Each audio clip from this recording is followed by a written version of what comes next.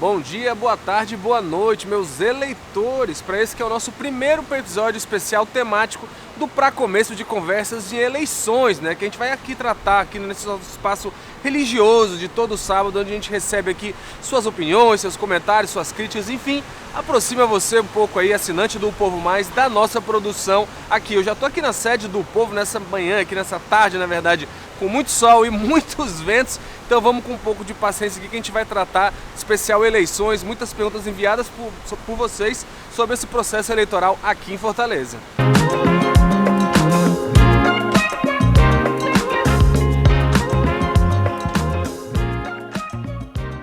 Eu sou o Carlos Maza, colunista do Povo Mais, escrevo bastante sobre política na coluna vertical e eu vou começar aqui já com um comentário do assinante Júlio Camarão.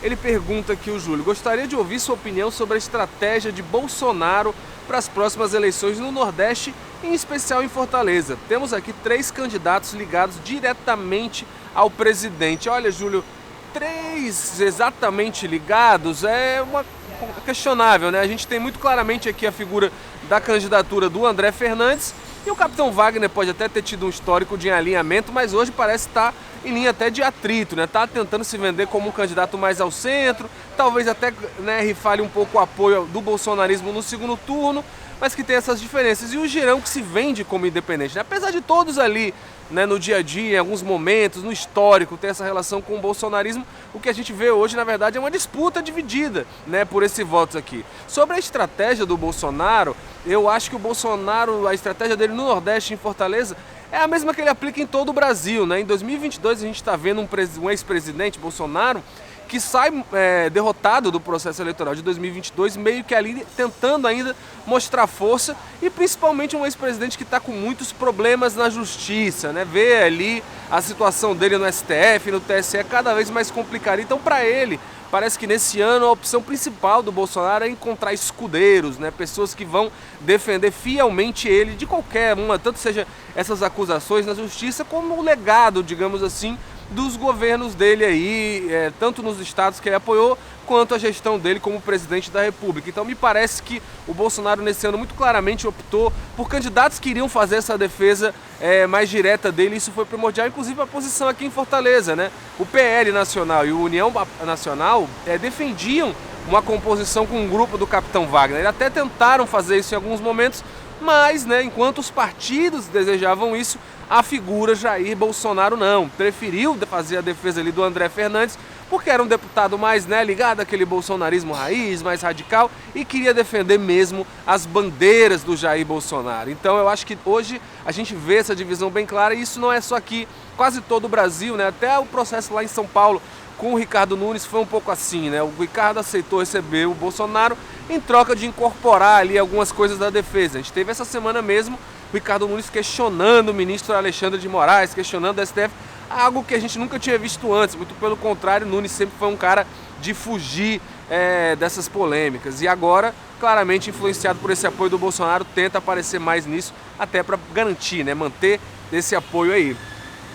E vamos para o segundo comentário do assinante Ivan Júnior, ele diz: essa eleição tem tudo para ser da direita, a goela grande ganância do Camilo Santana, que não teve grandeza para experimentar o poder, quebrou a aliança que mais entregas fez ao Ceará, vai sair caro. Bem, Ivan, essa questão da direita realmente é um fator que vai ser muito interessante na eleição desse ano. Por um lado, tem essa força que você destaca, né? Se eu não me engano, agora mesmo nessa pesquisa Datafolha que a gente divulgou, você somar esses 3 candidatos da direita ali, dá um percentual bem próximo, né, dos 50%, então tem uma parcela do eleitorado de Fortaleza que está bem cativado com relação a isso. Mas por outro lado tem o contrário, né? É a primeira vez que a gente está vendo esses candidatos rachados, esse eleitorado disputando entre si. E a gente ainda está muito no início, a campanha eleitoral começou, né, na sexta-feira da semana passada lá. Então ainda está nesse processo ainda mais do oba-oba, da tranquilidade. Daqui até a proximidade com o primeiro turno, muito provavelmente a gente vai ver essa disputa escalar muito. Vai ter ataque do André no Wagner, o capitão pro André, o Girão no meio, não sei tanto, porque o Girão tem um percentual de votos nas pesquisas muito menor, mas com o estremecimento dessa relação, com um partindo para cima do outro, pode ser que o processo de transferência no segundo turno seja um pouco mais difícil.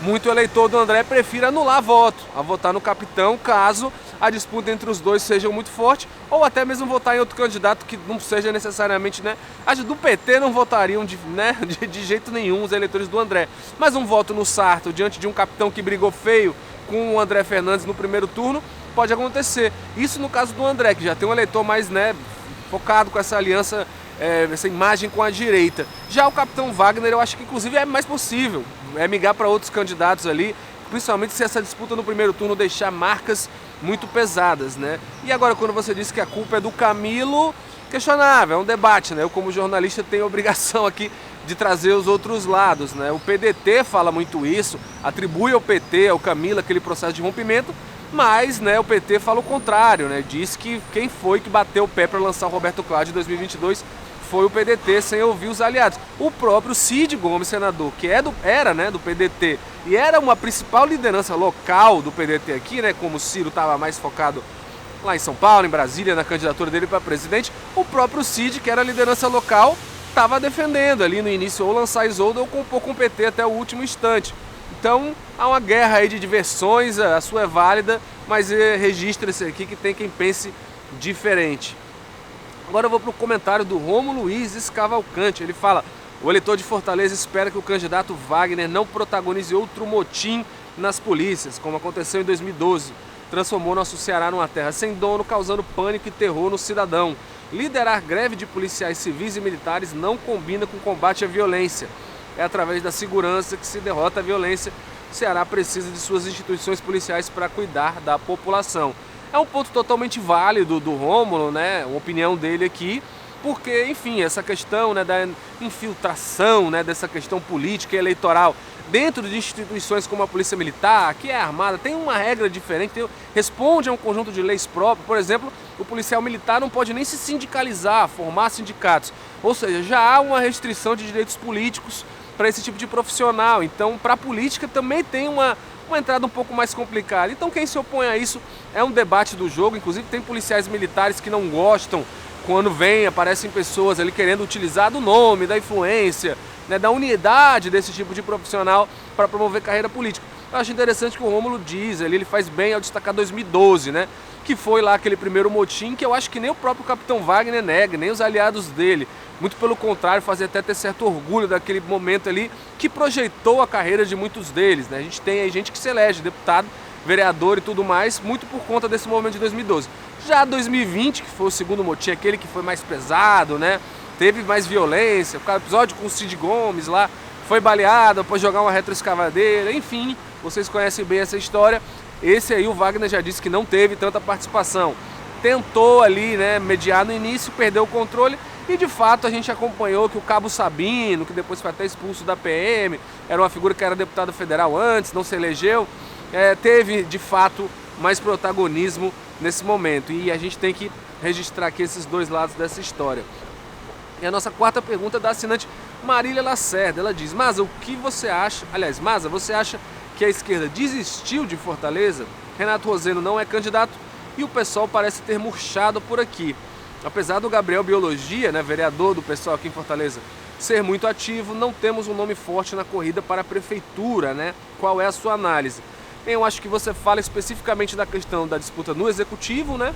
E do PSOL um pouco, né? Porque a gente tem, de fato, alguns representantes da esquerda, né? Se não o próprio Evandro Leitão, que é o candidato do PT, você teve pelo menos a Luiziane Lins, que não desistiu, né? Ela brigou até o último instante ali para ser a candidata do PT, acabou perdendo ali na eleição interna para delegados para o Evandro Leitão. Essa questão do PSOL é interessante, é um dilema que o partido ocorre, pelo menos desde ali de 2016, né? Quando começa ali aquela função do PT, que o PT vai para a oposição nos governos Temer e nos governos do Bolsonaro. Acaba que a presença do PSOL fica um pouco diminuída, né? Nas eleições majoritárias, executivas principalmente. Em quase todas as cidades grandes ou estados de lá para cá, o PSOL tentou ou compor com o PT, né?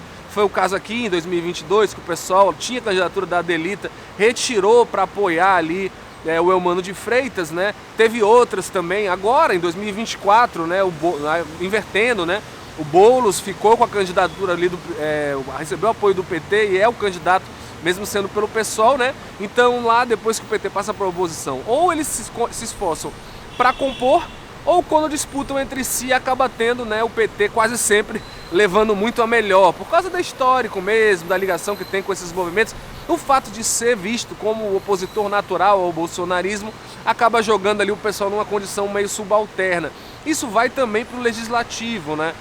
Por exemplo, a gente teve aqui na eleição de 2022 mesmo, mas o deputado mais votado em Fortaleza foi a Luiziane Lins, com 121 mil votos, nome de esquerda, né? Até quem é mais crítico ali, o Evandro, não vai negar isso. Enquanto o mais votado do PSOL foi o Gabriel, com 29 mil. Agora, tem uma questão, além dessa perda de protagonismo que o PSOL tem, porque o PSOL era muito grande antes de 2016, que era o grande nome de oposição à esquerda, né? Quando o PT vai para a esquerda, ele já tem essa crise de identidade e tudo mais, não quer ser auxiliar, mas também não consegue se impor mais tanto, porque o PT tem uma estrutura, tem uma memória muito forte. Tem uma questão a mais, o pessoal está dividido no Ceará e está bem dividido. A gente tem o grupo ali da Adelita Monteiro, que é quem controla mesmo de fato o partido, quem tem a maioria nas votações internas daquela dinâmica mais partidária, tradicional. E você tem um grupo ali mais ligado ao Renato Roseno, né, deputado estadual do PSOL, que tem ali o Gabriel, muito próximo dele, a Adriana Jerônimo, que é do coletivo Nossa Cara, agora vai disputar sozinha, também é muito ligada ao Roseno. Esse pessoal aí tem uma postura bem diferente, né?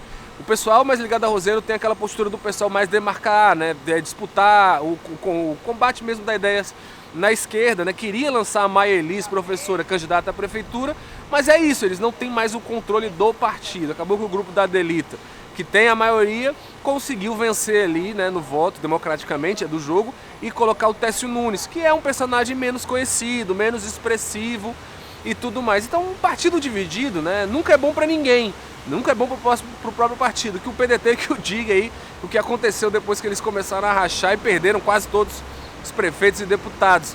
Imagina um partido que está tentando se consolidar, acaba sendo pior ainda. E imagina ainda mais quando um lado fica com o partido e um lado fica com os votos, que é mais ou menos o que a gente está vendo aqui. O grupo da Adelita, infelizmente, ainda não conseguiu eleger ninguém. Então fica uma disputa um pouco desigual, que não é boa para ninguém, acaba sendo difícil sair do lugar.